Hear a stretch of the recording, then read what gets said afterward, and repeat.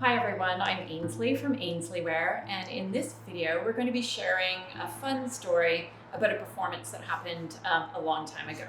So as many of you know, I was a professional ballet dancer before AinslieWear, and I danced at the National Ballet of Canada and Ballet BC. And today I'm fortunate to have my friend Sylvain with me, and we're going to share our story. Sylvain, nice to have you here. Nice to be here. My name is Sylvain Senez, and I come from Montreal originally. I was dancing with the Ballet Canadien there. Then I moved to Vancouver in the late 80s. And in 1991, I joined Ballet BC, where I met Ainslie and danced with her for 5 or 6 years. And this is where we had a little incident happening on stage. Memorable, all these decades later. Yeah. It feels like a long time ago. Yeah, it is. When we were young. Sylvain and I were dancing in a ballet called Don Juan Variations, and it was choreographed by our director, John Alleyne, and it was a more contemporary piece. We were doing a lot of duets. So I had on a huge, long, romantic tutu that was like a practice tutu. But massive. Yes. Lots and lots of layers, so it was like, taking quite a bit of volume, partnering this thing, partnering you, Yep.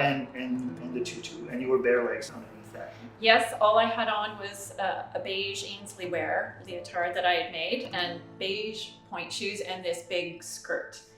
And this incident happened on the last evening of a run of performances.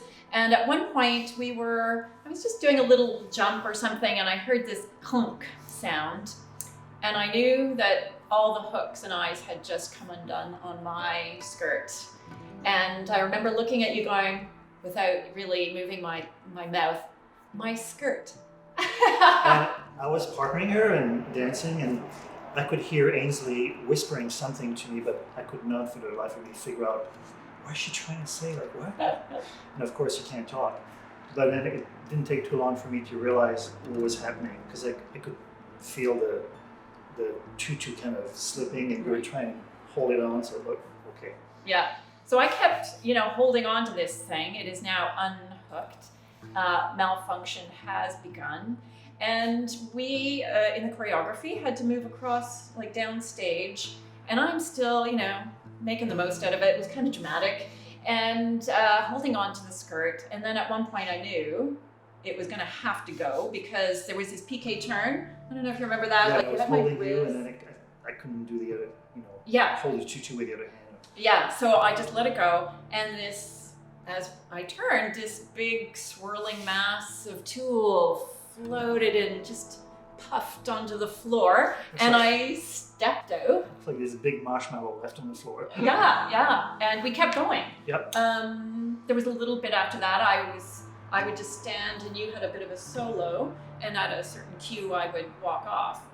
But, well, hey, I took the opportunity. I walked downstage and I picked up this mound of tulle, and I walked off like, and lots of people thought it was part of the piece. Yeah, I mean, the dancers, you're right, in the audience, in the wings were like eyes bugged wide. Yeah. But there were audience members thought it was choreographed. It was really great. Flawless. Yeah.